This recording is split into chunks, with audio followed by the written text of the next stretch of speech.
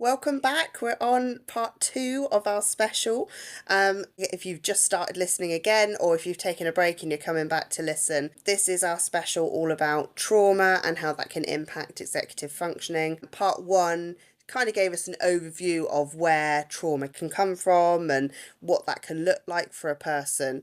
And this part two is going to focus on the strategies element of it. I think we're a bit more vocal in this part. Yeah, we actually are. Surprisingly, yeah. We did have a break between them, mind as well. I think Yeah, we did tell a little fib. We didn't do continuously 2 hours of recording. no. Also, fair play to Victoria as well, because she was talking for the whole She time. was a trooper, wasn't she? Yeah. Yeah, Thank you again, Victoria. we're so grateful to her Yeah. because it's such an insightful episode as well, Mhm. so Yeah. really happy. As we're carrying on the topic of trauma, we're just going to give out that trigger warning again that we might touch on sensitive subjects such as domestic abuse, sexual abuse, and things like that, which can lead to suicidal thoughts. So please do take caution when you're proceeding with listening to this. Make sure there aren't any little ears that you don't want overhearing anything, or if you need to take breaks during it, do ensure that you do that. I think also Victoria gives some great strategies that people might want to use as well if they're feeling a little Yeah. bit overwhelmed with the episode too. So do take the break, but also know that there is some great things in this that are really easy, simple access things. So yeah, we hope you enjoy it. So without further ado, we'll hand back over to Victoria.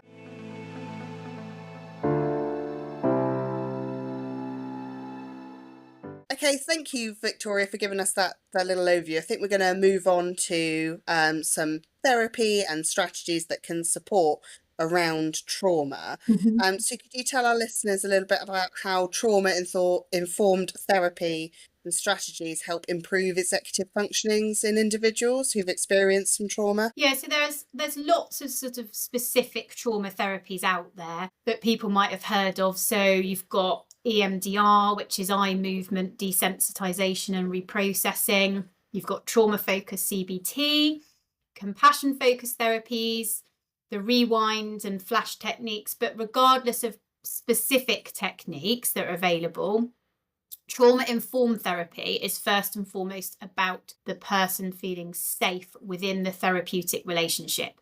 So they're feeling heard, understood, and validated. When someone has experienced trauma, they'll likely experience feeling out of control, feeling powerless, and helpless, which are all very disempowering emotions to have.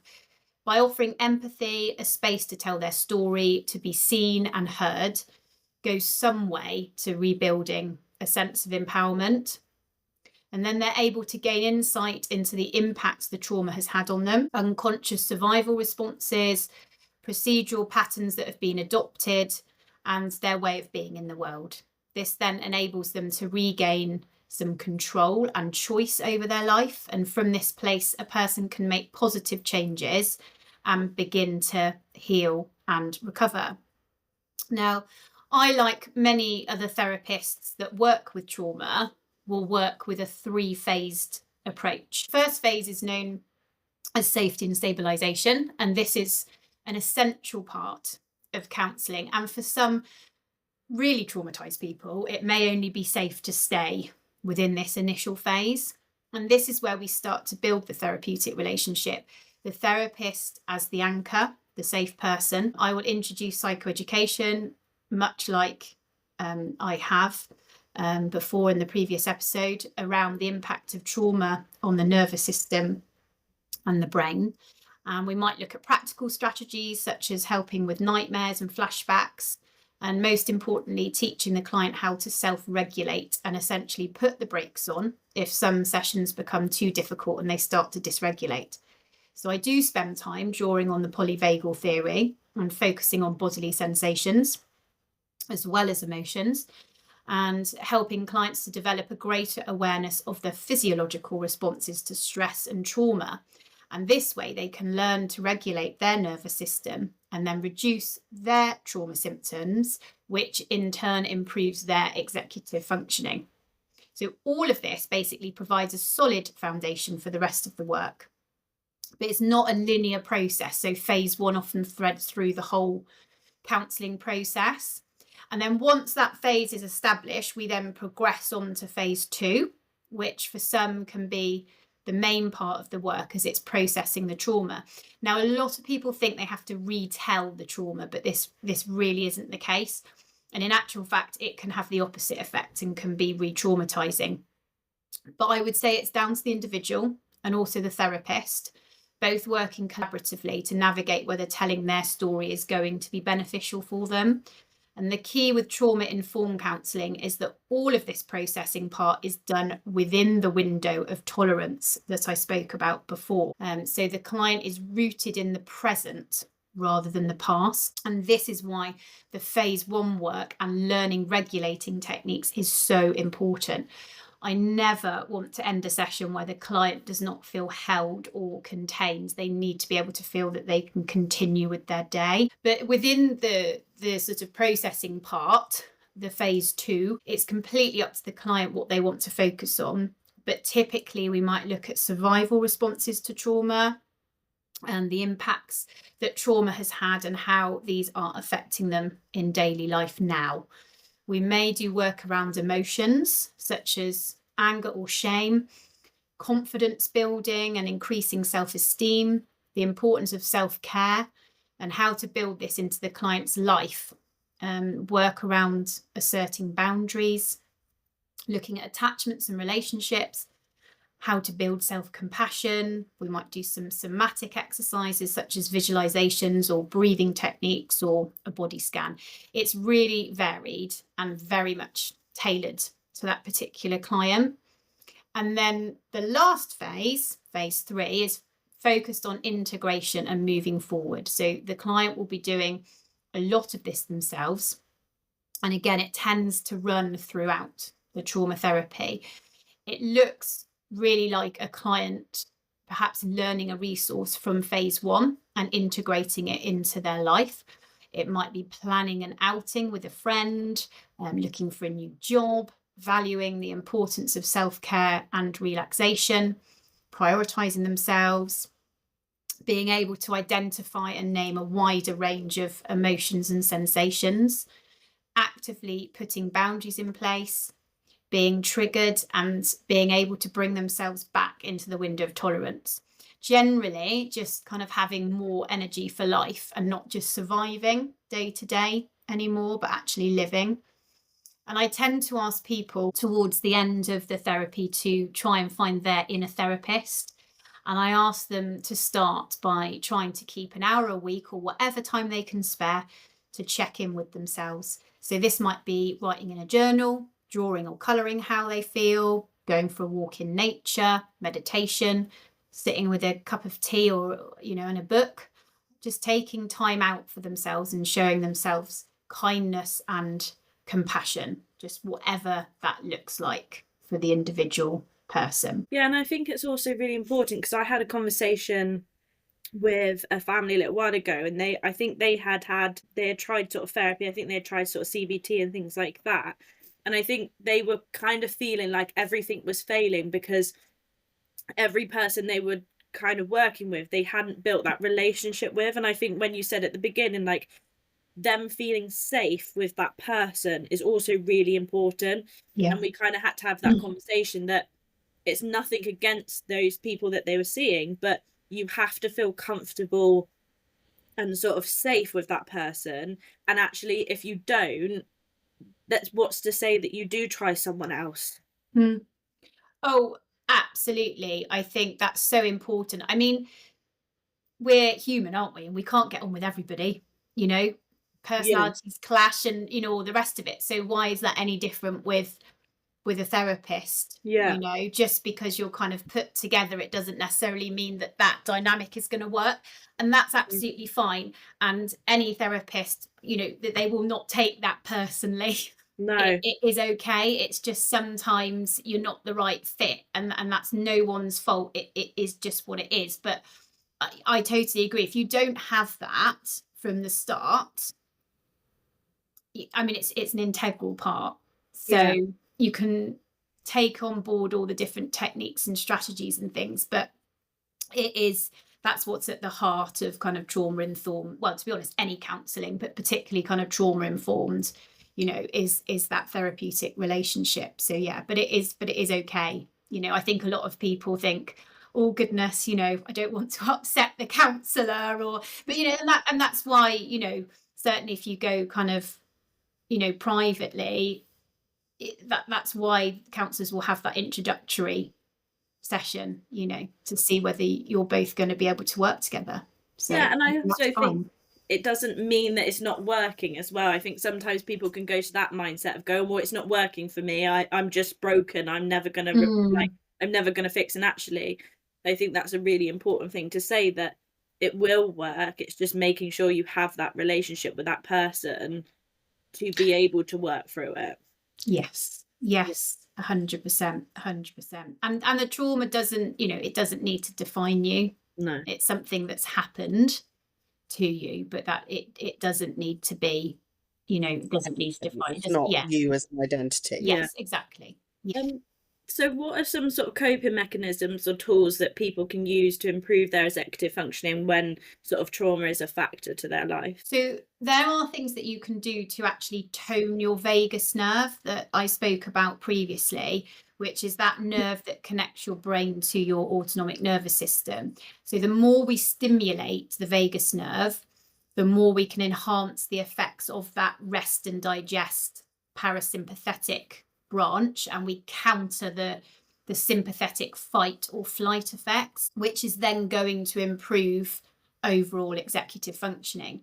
So in particular, things like breathing techniques, so deep breaths from the diaphragm, humming, singing, laughing, meditations, yoga or gentle stretching, talking to other people, any form of physical exercise, massage, and cold exposure, so kind of splashing your face, or, you know, cold water swimming is quite big, isn't it?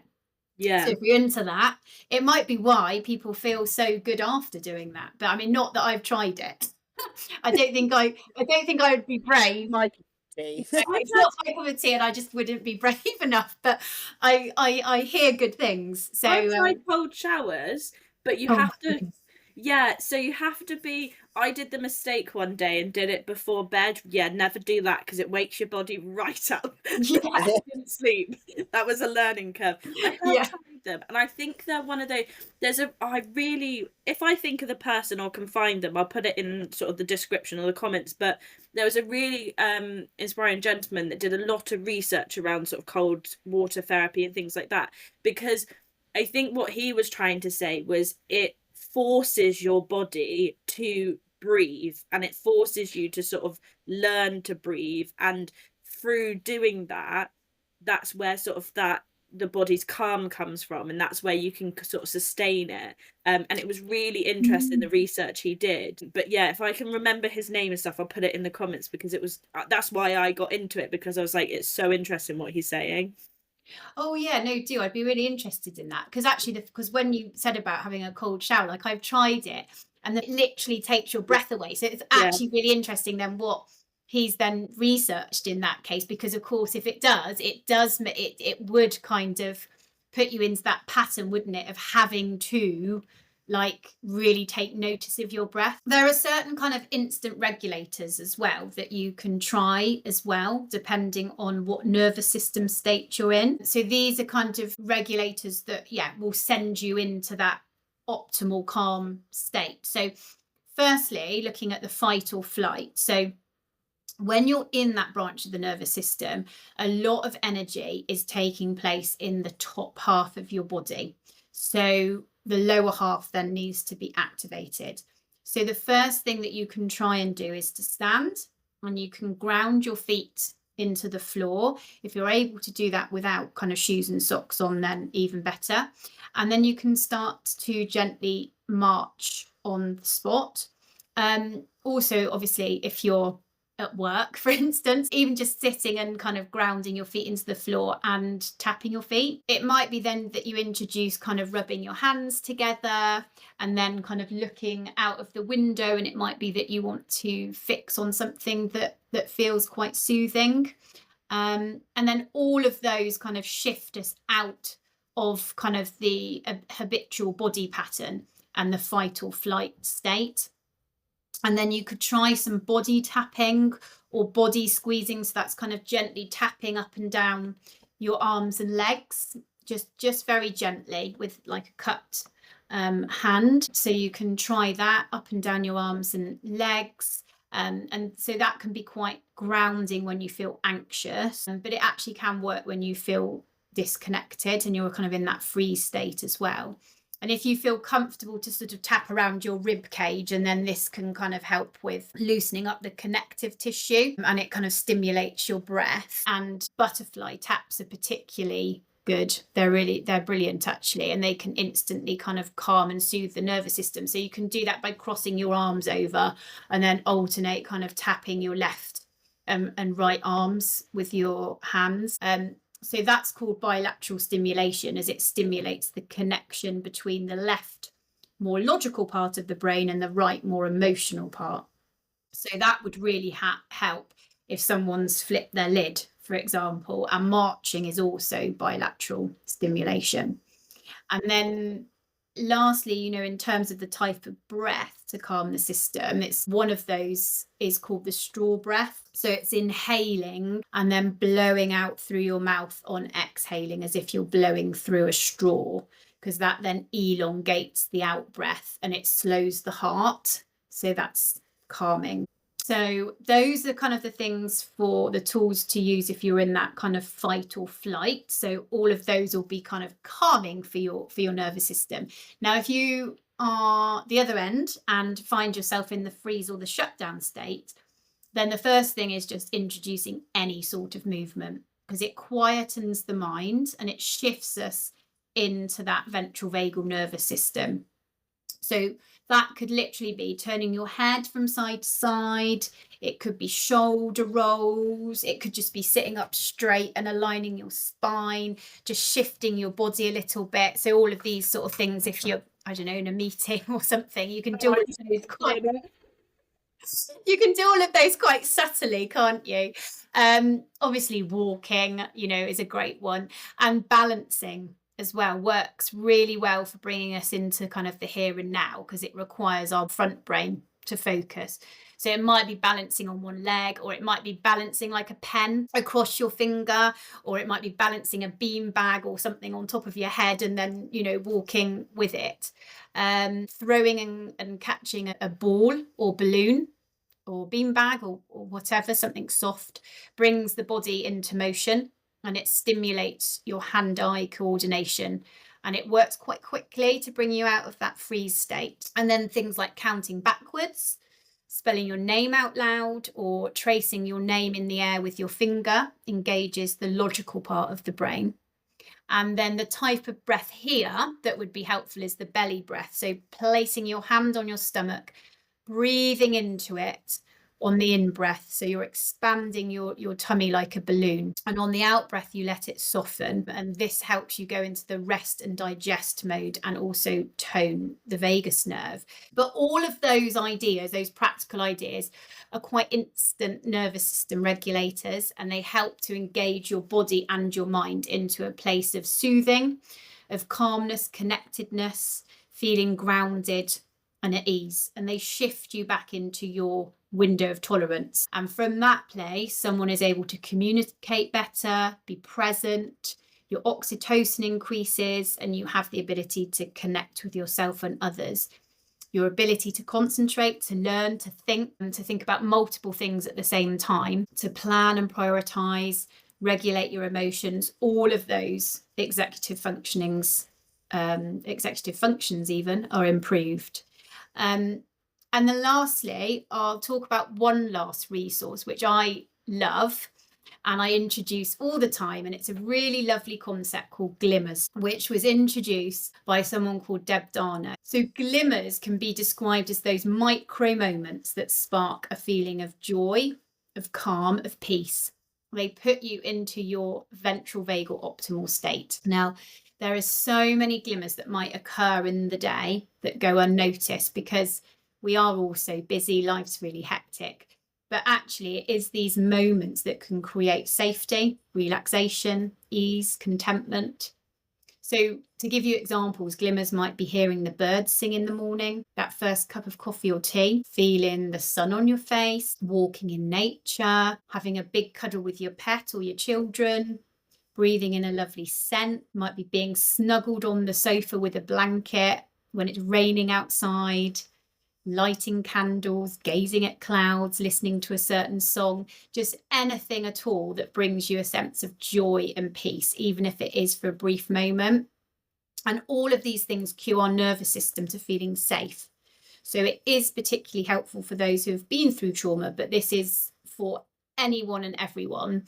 And this is something you can start today and go looking for the glimmers. And when you find one, just pause, take an extra breath, just let it linger and savor it.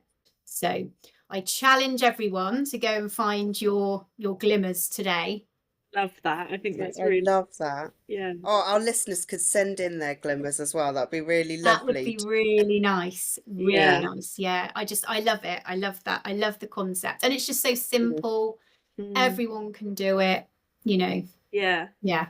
So comment below your glimmers. Yeah. Yes, we want to Yeah. hear them. Mine is definitely, like you said, Victoria, like having that sun on your face. There's just nothing quite like it when you step outside and the sun is shining. Like I really like to just close my eyes and have that feeling of Yeah. sun Yeah. Yeah. on my face. Yeah, which is lovely because we can actually experience that at the moment. It's lovely, isn't it? Yeah. So sort of moving on to sort of how sort of loved ones or those sort of people in our lives can support us, sort of, so how can people support sort of or assist someone that's struggling with sort of executive functioning due to sort of trauma? I think really it's as simple as listening and being there to validate your loved one's innermost thoughts and feelings. And one of the most common things for family and friends to do is to try and fix or find a solution to their loved one's pain. And whilst this is obviously completely understandable and it's a human thing to do, it isn't always the most helpful in the long run. And when someone has gone through trauma, as I've kind of said before, they no longer feel safe, they feel disempowered, and they often can't make sense of what's happened because, quite honestly, it doesn't make sense. And that is a really helpless position to be in. And many of my clients will not only talk about the impact of the traumatic event, but the impact of people's responses around them. So whether that's friends and family, GP, police, teachers, other professionals, the common theme is that they've not felt truly heard, their feelings aren't validated, and they've felt dismissed in some way. And that only adds to the trauma. And I think it's Gabor Mate who said that trauma isn't what happened to you, it's what happened inside you, but it is also people's response to what has happened to you. I've always found that quite a powerful statement. So if someone's not believed, you know, the trauma is minimized or normalized or brushed under the carpet, you know, feelings are ignored or silenced, this can be as or even more damaging than the traumatic event itself. So yeah, just listen whenever your loved one feels ready to talk. And if they don't want to talk, then that's okay too, as sharing feelings can make someone feel incredibly vulnerable. And it might just be that they want comfort in another way, a hug, you know, sitting next to them with a cup of tea, holding their hand, walking alongside them, literally and metaphorically, just being there. And I often suggest to clients using a feelings wheel as a way of identifying and naming their own feelings first, which again, you can Google and a load of different feelings wheels will come up. It's actually really difficult to do as it's not really something we're taught, is it? I certainly don't remember learning about emotions at school. And, you know, I'm a counsellor and I still find it hard sometimes to have the vocabulary for what I feel. So, you know, just sitting with your loved one while they feel the sadness, the hurt, the shame, the frustration, that in itself is really soothing. Do you think for sort of parents with children that have sort of experienced trauma, I know you sort of gave some amazing things that sort of individuals can do to themselves, but do you think parents with children can sort of model those as well, so sort of showing them how to do it? And just because I think a lot when we talk in assessment is sort of not making someone feel like they're different from other people and they need to do more. So do you think it would have the same effect if, say, a parent was doing that and modeling it to their child, and therefore encouraging their child also to do it alongside them? 100%. And it's like you are reading my mind, because I go on to speak about Oh no!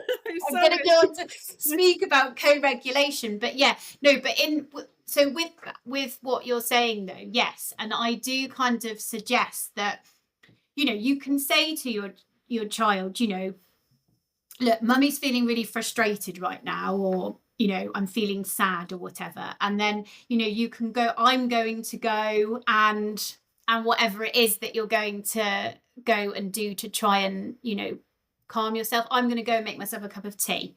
You know, I'm going to go, and what I suggested to someone the other day about going to, you know, model with their child smashing ice cubes outside on the, you know, in the garden. So just anything like that. And I think actually that's really important, because firstly, you're naming the emotion so that then your child is getting to know, you know, a varying degree of emotions.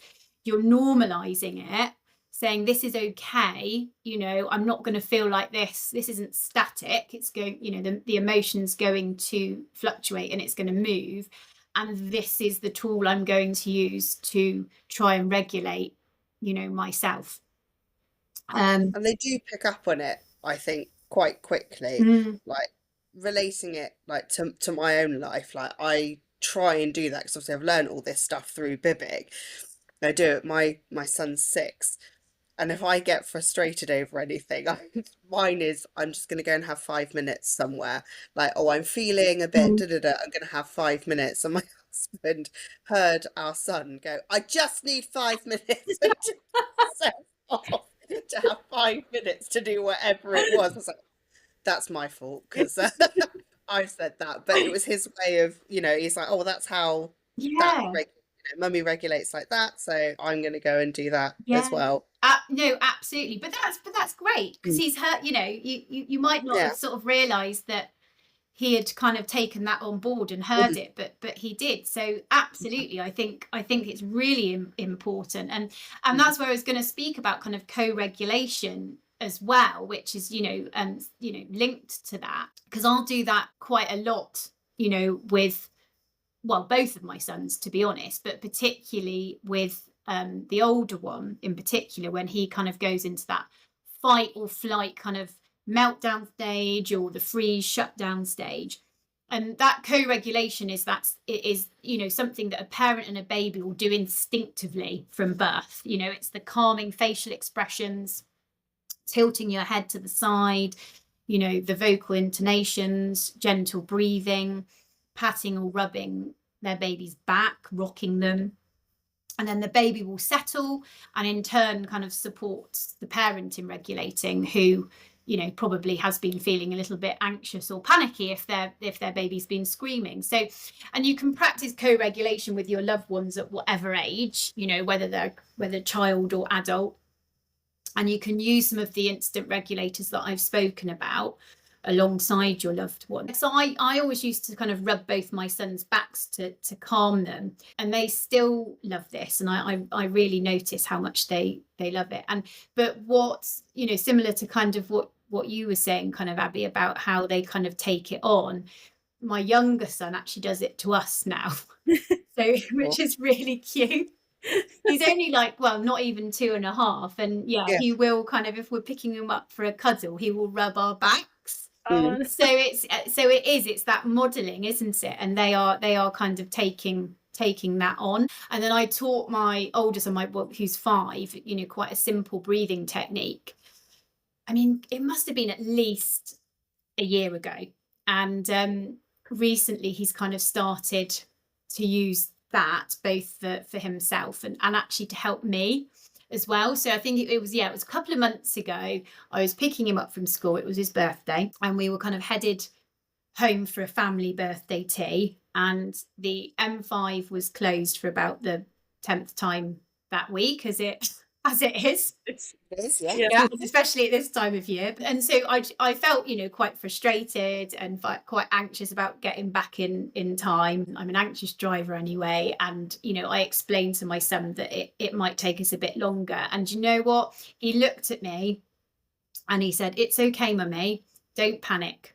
Just remember to breathe like this." And he took a big breath in and out. He literally showed me how to do it. And I was just, yeah, Oh it my makes me quite emotional because I was just astounded. But it was one of those things that, as I say, I must have first mentioned it ages ago. And then all of a sudden, you know, he'd taken it on board. So, you know, they are absorbing these things. They are, yeah. It just sometimes take a while to come out, and like they have actually processed what you're saying. Mm. It just takes a while sometimes. It's not Mhm. going to be an instant thing, is it? That, oh, I've seen mummy do it, I've seen daddy do it, Yeah. I'll do it. It can take a while for that to Yeah, come out. absolutely. Yeah. But I just thought, oh my goodness, now I've got both my sons regulating me. Don't about the Yeah. other way around. Can I ask your thoughts on a couple of things? So I went on some training a little while ago, and I think it was an occupational therapist that was there, but she was talking about the vagus nerve and how to help bring you back into that state. And she was saying about massaging and using like a man fly massager and putting it on like your central nervous Yeah. system to calm you down. Is that another good Yeah. technique Yeah, you yeah, can yeah. use? Massage. Yeah, yeah, yeah. But particularly, I think it is kind of either side of, I guess, where your Mm, brainstem would be. Like, so yeah, it's sort of either side of your neck. Yeah, I yeah, saw something on Instagram, I think, the other day yeah, about that actually. So yeah, yeah, yeah. definitely. And then there's, I don't know whether you've seen it, the Calm Carry that's been advertised loads. It's like a Mm. really small device that Yeah. you hold in your hand, and it sends like pulses, like vibrating pulses. Oh, And I've it's seen meant it. to be good for anxiety and like helping you go to sleep as well and things like that. But Ah. I didn't know whether that was something, because I've suggested it to a couple of our families because I've seen it, like one of my friends has used it on her little boy, and it Mm. was mostly to help him calm down and go to sleep at night. But it is advertised for anxiety and stress and things like that. Oh, that's do you know what? I've not heard of that at all. So what is something you carry in the palm of your Yeah, it's just hand? a really small little device, and Okay. it sends like pulses, like, or I think it's to do with acupressure and things like that to Oh, help yes, that would make calm you sense. in the moment. Yeah, yeah, that sounds really interesting actually. I'll have to have a Yeah, little look into that. I think that's the thing, yeah, isn't there? There's always kind of new things, isn't there? New yeah, things being kind of developed, you know, loads of kind of different apps as well to kind of yeah, help with, you know, self-regulation and self-care and things, which is something I would say, you know, that sort of with loved ones, you know, they really can kind of help to promote self-care, you know, and it really shouldn't be a luxury for anyone, you know, and those who have gone through trauma will sometimes find self-care really difficult. So kind of just giving your loved ones the space and time to practice some sort of self-care is incredibly helpful. You know, and I personally, I'm really fortunate because my husband kind of knows how important this is for me. I think, you know, personally, but also in terms of what I do for a job. And I mean, you guys will be the same in terms of kind of that vicarious trauma. You know, it is a potential danger, isn't it? But you know, so I am very fortunate in that regard because you know I know that isn't the case for everyone. But if there is any possible way that you can get a window of self care on a regular basis, it really doesn't have to be long. It can be half an hour, but it does make the world of difference and it does widen your window of tolerance. So, you know, if you have, you know, a little bit of self-care, you do feel more able to cope with that pile of laundry, you know, or paying the bills or the meeting you have coming up tomorrow. It's so important. But again, I know not everyone can kind of take a couple of hours out. So just whatever you can, even if it's 10 minutes with a cup of tea in the sun, anything is going to be better than nothing. yeah, yeah. yeah. Amazing. And then, I mean, finally, I know that you have come into Bibic with your own family. Mm. Are you happy to kind of talk about your experience about coming to Bibic and the Yeah. strategies that you might have found most useful to share with our listeners? Yeah, absolutely. So yes, experience coming to Bibic. Pip Buckley, your CEO, is a friend of mine. So I first heard of Bibic a long time ago when she first got a job there, and then of course she progressed to be a wonderful CEO. But so we would often have conversations about Bibic, and I grew to understand what the charity was all about.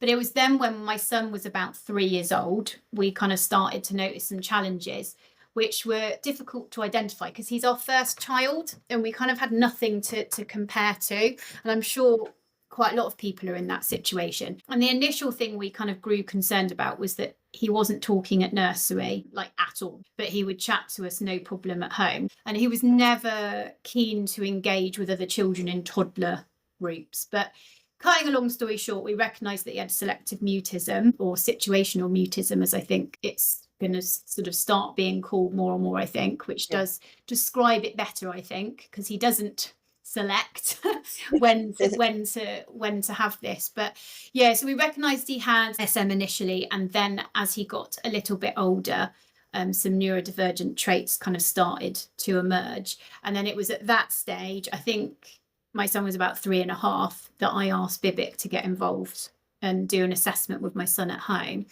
And it was actually Natalie, wasn't it? Yes, yeah, you came. Yeah, you came with your colleague, didn't you? And then you turned up at our house. Yeah. And yeah, you were just both so kind of friendly and warm. And my son honestly just took an instant liking to them.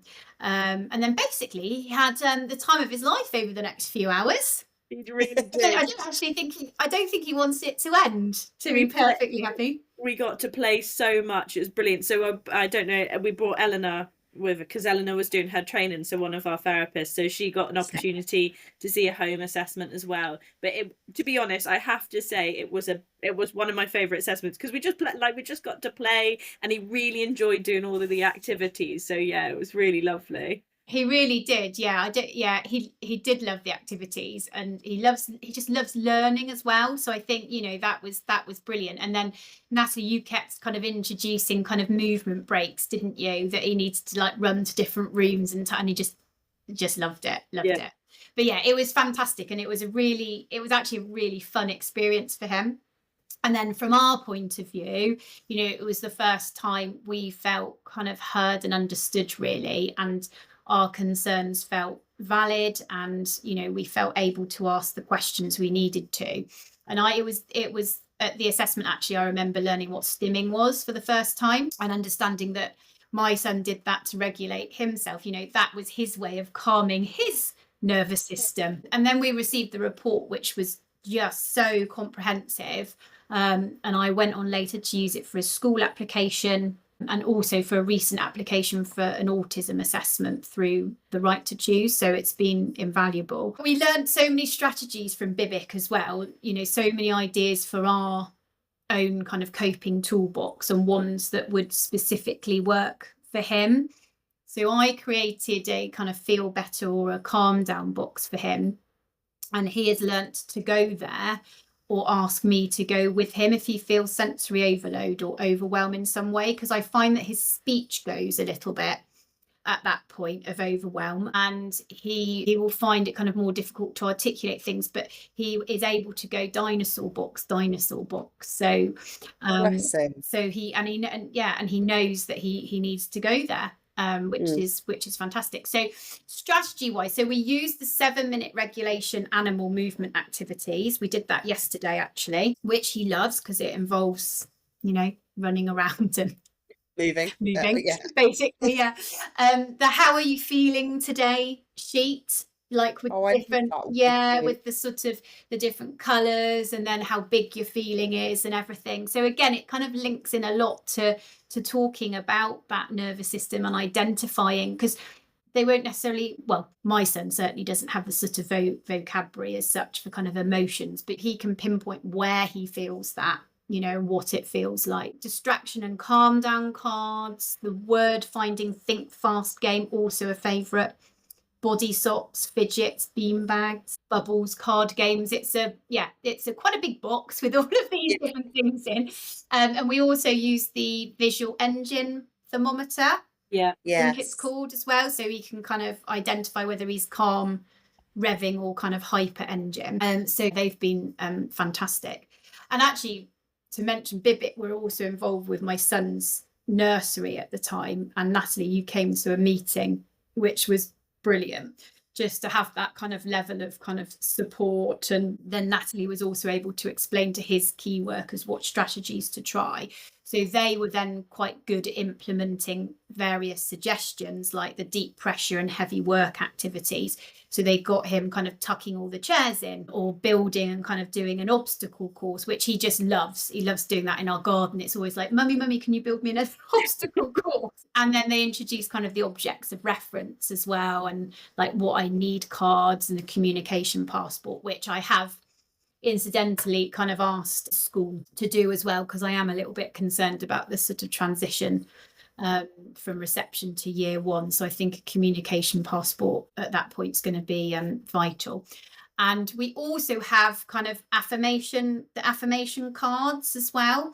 And he'll kind of pick a new one once a week or so.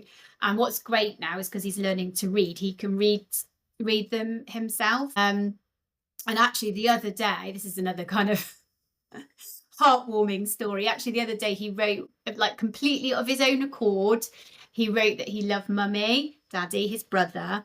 And then this is the bit he wrote. I was like, what's he writing now? And he wrote, I love myself.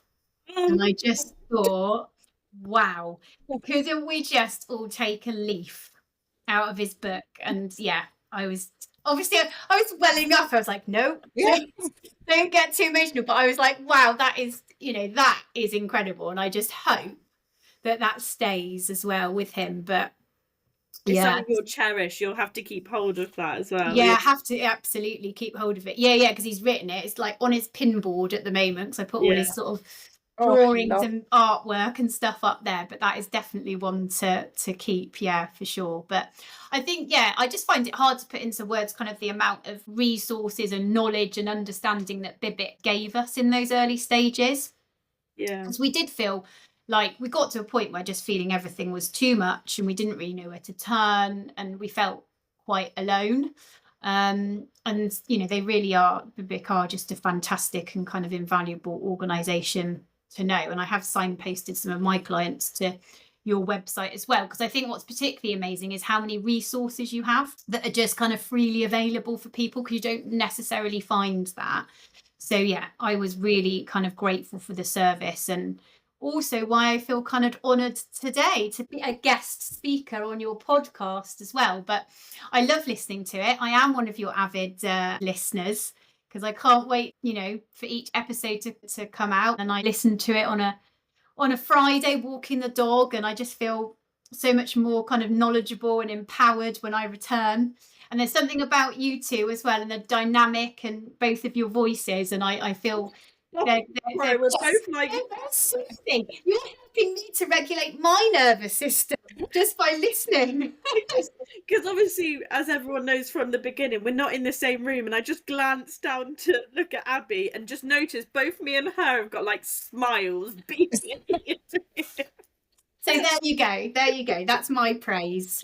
Much. I mean, you say you're honoured to be on the podcast. We're so honoured to have you on here. Honestly, Natalie and I have been silent when we've been recording this for nearly 2 hours now, and I think we've just been enraptured the entire time, just soaking up all of your knowledge. And I think also it's so valuable to hear like your experience of Bibbit, and also your knowledge, because also it's sort of how everything kind of just crosses over. And I think that's the real sort of what I've taken from this, that there's so much out there, and there's so many things that, like, even the strategies you recommended, like every single person can access that, like they have the opportunity to do that. And I think it's so important for people to learn and know and work with what they've got. And like you said, even with the sort of Bibbit strategies, it sounds like from what you've had the opportunity with those strategies, but how you've been able to adapt those to sort of what your child enjoys and what he needs and things like that. And yes, you've got this sort of added advantage, you've got your own knowledge and stuff, but I even think sort of for families that we see, like having that ability to adapt things and change them to what they need, I think is so valuable. Yeah, no, definitely. But you're right, there's a massive crossover between trauma and the nervous system, obviously neurodevelopmental conditions. And I don't think I realised that quite so much until I did this year's training. And actually, as much as it's kind of given me so much from a professional standpoint, my goodness, it's been helpful personally as well, and to kind of navigate things with my son. But I just wonder if I can kind of just give like a couple of resources as well at the end in terms of kind of organizations, because obviously we have spoken about trauma, and I'm very aware that that might have been kind of difficult and triggering for some people. Yeah. It's so important to kind of seek help and support. So whether that is kind of reaching out to a trusted family member or friend or GP or other professional, I think the message is, there is a way forward, and I've worked with so many clients who have been able to kind of recover and heal and make changes, and you just don't have to do it alone. Now obviously I mentioned I work for the organization SARSAS, and if you have been kind of affected by sexual violence at some point in your life, then SARSAS do have a helpline. They do have email and live chat service, which provides free, anonymous and confidential support for people of all genders, age 13 plus, who have been affected by rape or sexual abuse at any time in their life. And anyone can use that service, the helpline, email, live chat, no matter where they live. And we also have self-help guides, which are available on our website, which is just sarsas.org.uk, which is full of advice and guidance and resources. In terms of kind of the one-to-one support and counselling, if you're an adult living in Somerset, South Gloucestershire, Bristol areas, then you can access our counselling one-to-one and group support, and you can just self-refer via our website. Like, there is a long wait, unfortunately, for the one-to-one support, but SARSAS sort of will give you as many other options and resources as possible while you're on the waiting list. And if you're not in that area, then I would kind of just signpost you to Rape Crisis England and Wales. They have a 24/7 helpline, but they can signpost you to kind of your nearest centre, really. And that is for anyone over the age of 16. So if you are kind of a child, experiencing trauma or just anything actually at all is worrying you, then you can contact Childline by calling them or sending them an email, or actually you can speak with a counsellor online as well, and that's just childline.org.uk. But yeah, the message just to everyone is just please reach out. There is a way forward, and you don't have to cope with what you're going through alone. So that brings us to the end of this really informative topic that Victoria's covered with us. We hope that you have been able to take some great information from these 2 episodes. I know we sort of split them, but again, we hope that you've had the opportunity to listen to both parts. I know we said somewhere in it, I believe in the strategies part, we talked about the importance of maybe also taking the time and listening to either all the other episodes we've created this season, or if you haven't done so already, or going back, because it gives you really that nice transfer The insight to it, doesn't it? Yeah. transfer between the two. So yeah, I think actually, Abby, we are finally at the end of our first season of The Sensational Life of Bibic. Can't believe it. Gone by in a blink of an eye. Blink of an eye. I think we've teased all the way along in terms of when our next season will be coming out. As always, keep an eye on our socials. Just search Bibic. We've always got lots of things coming out on there. And yeah, thank you for listening to our first season. We hope you've enjoyed it. If you've got any ideas on what you would like us to cover in future topics, future series that are coming up, then please do drop us an email, thesensationallife@bibic.org.uk. I'm going to keep saying it because I've actually got it right this time. Say, yes, Abby, you got it. End of the season, you get it.